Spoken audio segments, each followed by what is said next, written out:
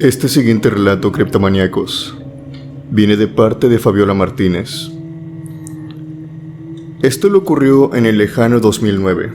Fabiola en aquel tiempo se interesaba mucho por la medicina, pero debido a cuestiones económicas, tanto de ella, de su familia, y también a las costosas mensualidades que es el estudio de enfermería en aquel tiempo, se vio obligada a estar unos 2 años trabajando, más que nada para ahorrar para su colegiatura. Sin embargo, y a pesar de esto, a Fabiola esto no lo detuvo.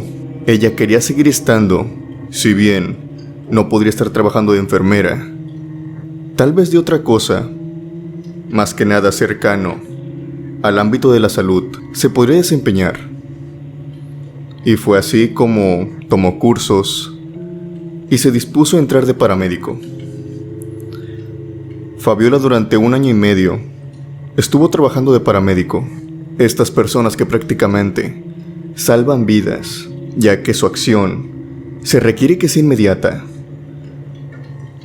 pues si hacen bien todos los movimientos, pueden salvar la vida de alguien que estaba predestinado a fallecer en aquel accidente o en aquella enfermedad. A Fabiola esto le gustaba mucho.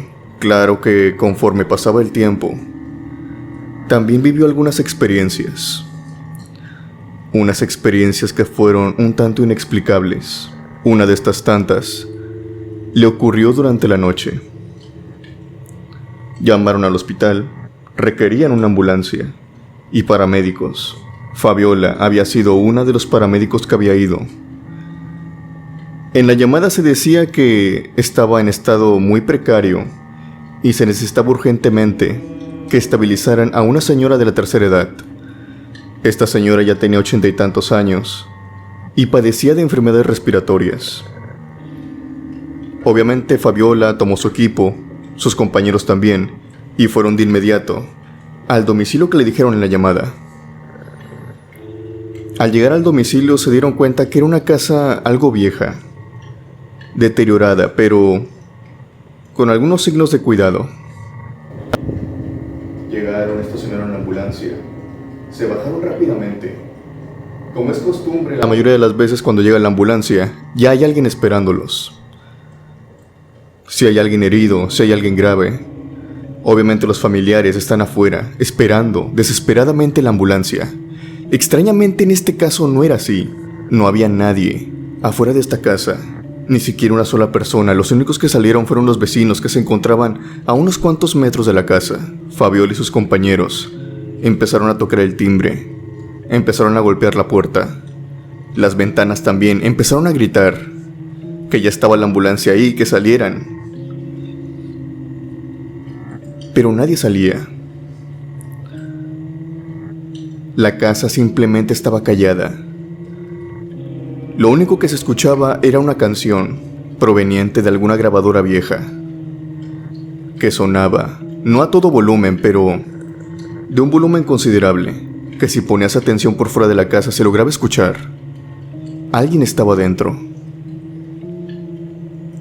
En fin, Fabiola y sus compañeros empezaron a preguntar a los vecinos, que conforme pasó el tiempo se fueron acercando cada vez más. Fabiola les dijo a estos vecinos el nombre de la persona por la cual venían, y todos los vecinos le dijeron que sí, ahí vivía. Se trataba de una anciana ya muy enferma. Dijeron que vivía sola. Su marido había fallecido hace más de 20 años, y su hijo, por desgracia, también había fallecido hace más de 5 años, víctima de un accidente de trabajo. Aquella señora rara vez se le veía fuera de la casa, prácticamente cuando iba a cobrar su pensión y cuando iba por el mandado, por lo que, si bien los vecinos la saludaban, no tenían una conversación con ella muy extensa, por lo que simplemente no sabían nada acerca de lo que le había pasado. Tenían 2 opciones. Una era irse, ya que nadie les abría, y la otra, que fue por la que optaron los compañeros de Fabiola, era de averiguar si alguien estaba dentro. Uno de sus compañeros abrió la ventana y se metió a la casa. Si bien esto podría entrar en alguna especie de delito, él tenía las mejores intenciones. Al entrar se encontró con el cuerpo de una señora, tirado en la alfombra de la sala, al lado del sillón de la sala, donde esta señora se encontraba tirada. Había un tanque de oxígeno. Notablemente que esta señora padecía de alguna enfermedad respiratoria, necesitaba el oxígeno. De inmediato la levantó y abrió la puerta delantera. Fabiola y sus compañeros entraron. Estabilizaron a la señora y se le llevaron con urgencia al hospital.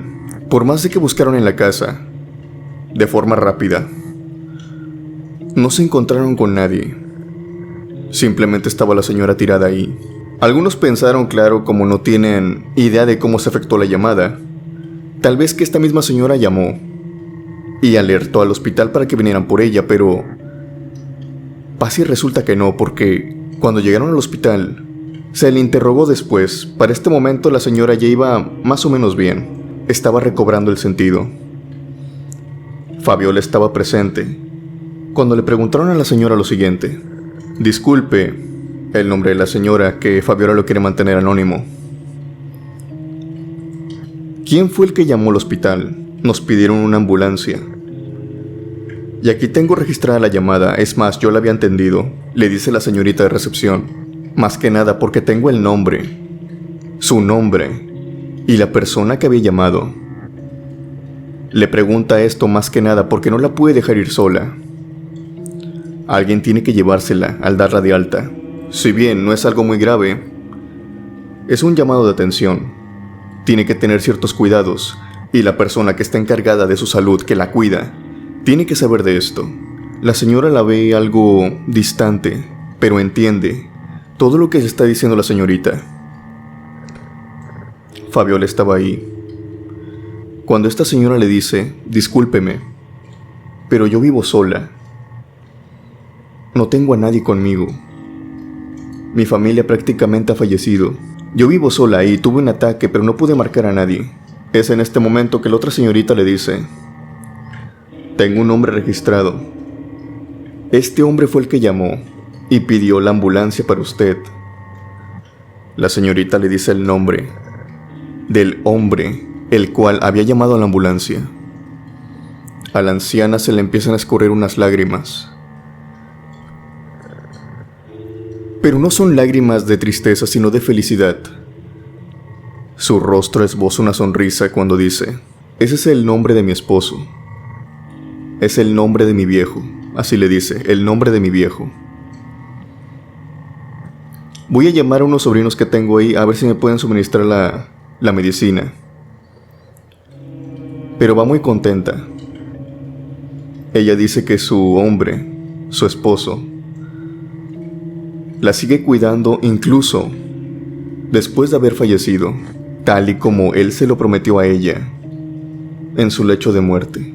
Una historia de amor que, si bien comienza algo tétrico, termina de una buena forma, pues esta historia demuestra que, a pesar de que nuestros seres queridos ya no se encuentran aquí, todavía nos siguen cuidando.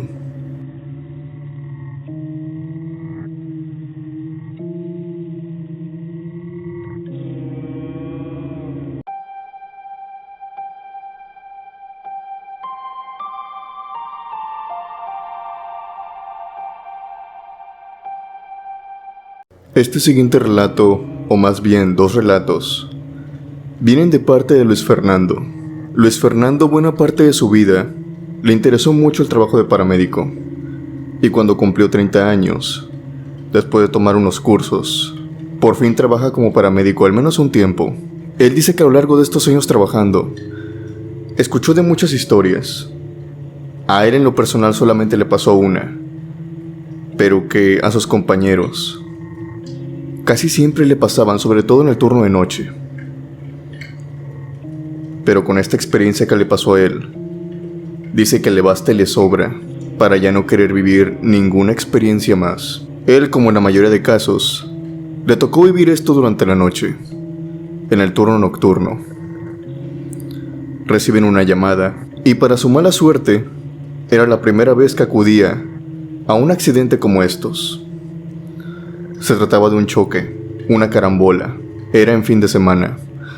Muchos conductores iban en estado de ebriedad y, por desgracia, no era tan tarde, eran aproximadamente las 11 de la noche.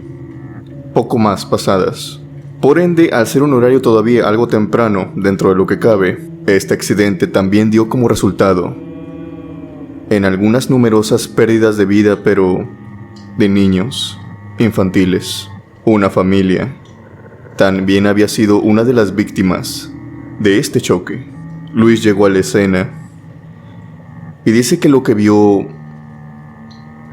lo dejó traumatizado. Hay escenas que prácticamente hasta el día de hoy no pude sacárselas de la cabeza. Iba preparado para verlo, pero obviamente, en prepararte y en imaginarte lo que te vas a encontrar, otra cosa ya es verlo. Pero dentro de todo esto, él dice que aquella vez hubo algo de esperanza. Porque lo que vio, entre todo el escombro de los vehículos, entre todas las alarmas encendidas, los gritos de personas que se encontraban mirando todo el accidente, desde los puentes cercanos peatonales y desde la banqueta de la carretera, se encontró con un niño que según él vio que este niño se movía. Este niño estaba vivo, estaba peleando por su vida. Luis no lo piensa ni dos veces. Luis va directo con él, lo revisa, y él está casi seguro de que este niño simplemente no se había quebrado nada. Estaba con algo de dolor en la cabeza. Pero él presiente dentro de sí que tiene que llevarlo de inmediato al hospital. Le pide ayuda a un compañero suyo, lo ponen en la camilla, y en cuestión de segundos la ambulancia suena, y ya se encontraba Luis adentro con el niño, en camino ya al hospital. Él era el único paramédico que iba con este niño, ya que sobra decir que tal vez los padres no habían corrido con la misma suerte. Cuando iban por el camino, él dice que iba, checando sus signos vitales. Se encontraba en estado muy precario, y es aquí en este punto que el niño se despierta. El niño se despertó a mitad del camino. Mira a Luis con ojos de terror absoluto, de pavor absoluto, pero no lo ve a él. Luis capta que si bien su mirada está hacia él, no le está mirando a él, está mirando sus espaldas. Este niño empieza a moverse como puede. Luis obviamente va con él, trata de tranquilizarlo, trata de estabilizar en la camilla. Este niño, que aproximadamente tendría algunos 7 a 9 años, no más de eso, toma a Luis fuertemente de su muñeca y le dice: por favor, no dejes que me lleve. No dejes que me lleve. Ella ya se llevó a mis papás.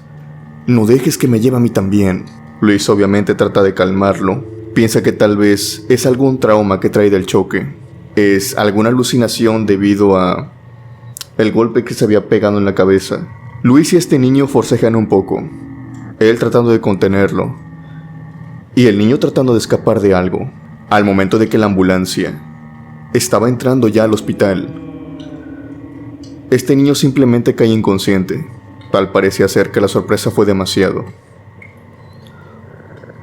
Luis baja la camilla con ayuda de otros compañeros que estaban ahí y corre de inmediato a urgencias, donde otro personal se hace cargo del cuerpo. Pero él nota a la distancia que si bien toman la camilla y recorren con ella un largo trecho del hospital, se detienen y están parados ahí durante unos minutos. Luis es alguien que tiene mucha empatía por los niños, en general por la vida humana, y al ver a ese niño que necesita ayuda médica y no está siendo atendido rápidamente, obviamente esto entra en crisis, se desespera. Camina hacia la camilla de este niño y va con uno de los paramédicos, uno de los enfermeros también, y les dice: ¿por qué no la ayudan? ¿Por qué no lo meten a urgencias? ¿Por qué no lo estabilizan?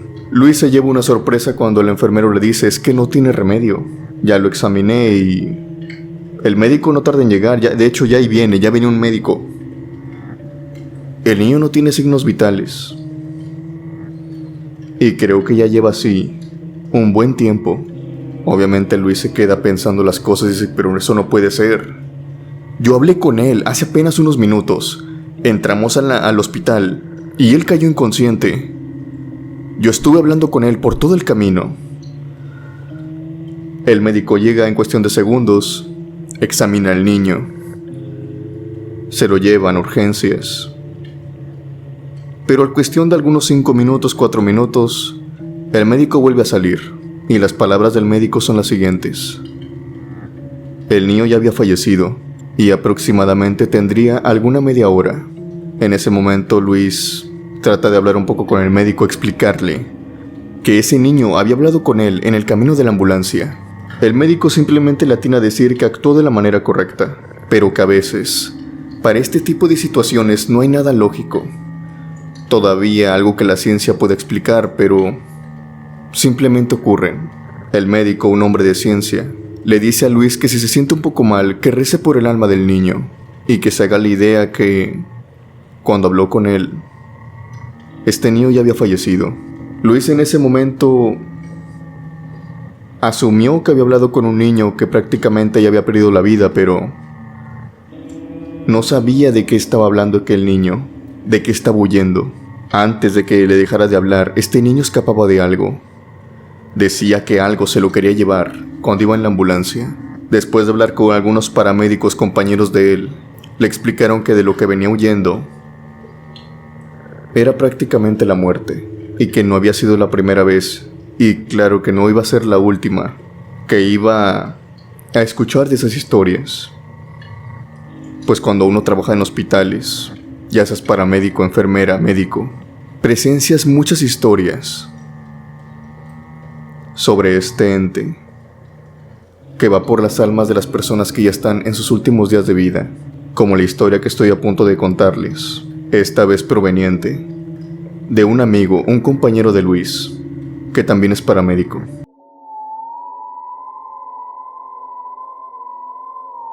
Luis quiere mantener el nombre de su amigo en anonimato. Él dice que en una ocasión, él se encontraba en el turno nocturno, su amigo, su compañero. De hecho, esta historia viene antes incluso de que Luis entrara a trabajar con ellos. Su amigo todavía es más veterano que él, lleva más años trabajando de paramédico que él, y en una de estas ocasiones, llegaron al hospital un par de novios, una chica y un chico, que iban en estado demasiado grave. Habían tenido un choque automovilístico. Él era uno de los paramédicos que se encontraban en el hospital. Obviamente, al llegar la ambulancia, ayudó a sus compañeros a bajar a estas dos personas. Él dice, obviamente, se veía que iban respirando, se veía que iban sufriendo. Estas dos personas son introducidas y empezaron a luchar por su vida. Iban en estado muy grave. El amigo de Luis cuenta que aquella noche él se quedó afuera en ese pasillo. No hay una razón en concreto, simplemente se quedó ahí. Había unas salas de estar y no había personas. Era una noche muy callada. Él se encontraba sentado ahí cuando de pronto se da cuenta de algo. En esa sala de estar, que no había nadie alrededor casi, se encuentra una mujer. Una mujer que iba vestida de una forma extraña, casi por completo de negro, pero él no logra diferenciar las prendas que esta mujer traía.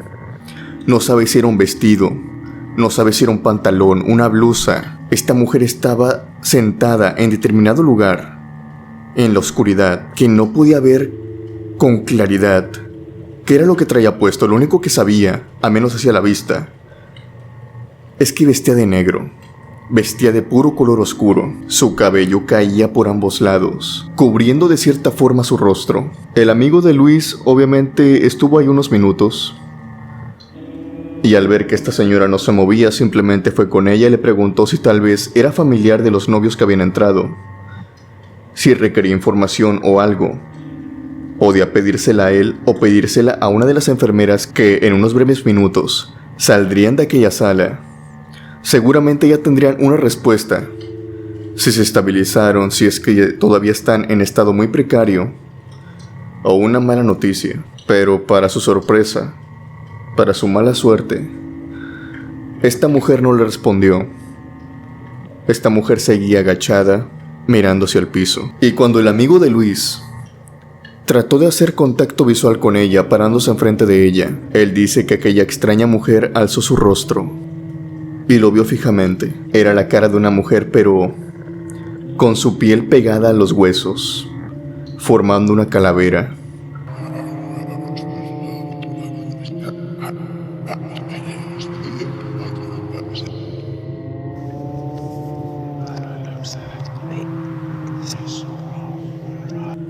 Sus dientes se podían ver a través de sus labios.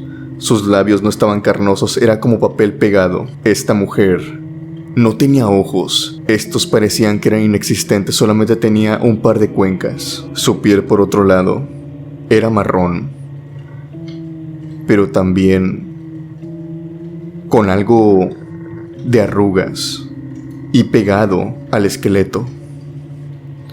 Era prácticamente una calavera, con una pequeña capa de piel sobre ella, cubriéndola. Este amigo de Luis no soporta la sorpresa, tanto así que dice caer desmayado en aquel pasillo, en aquella estancia. Es recogido y ayudado por una de las enfermeras que estaban por ahí. Al levantarse, que él dice que fue a lo mejor algunos 5 o 6 minutos, da aviso a los guardias de seguridad que se encontraban ahí con él, que había alguien que se había metido al hospital, que era alguien extraño que le había propinado algo para que se desmayara.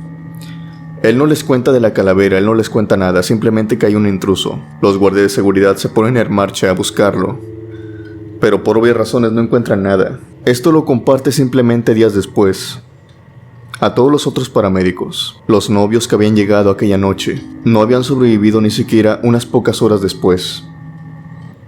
Fallecieron casi uno enseguida del otro. Aquella noche el amigo de Luis dice que él sí se vio frente a frente con la muerte, que aquella noche iba por el alma de aquellos dos enamorados.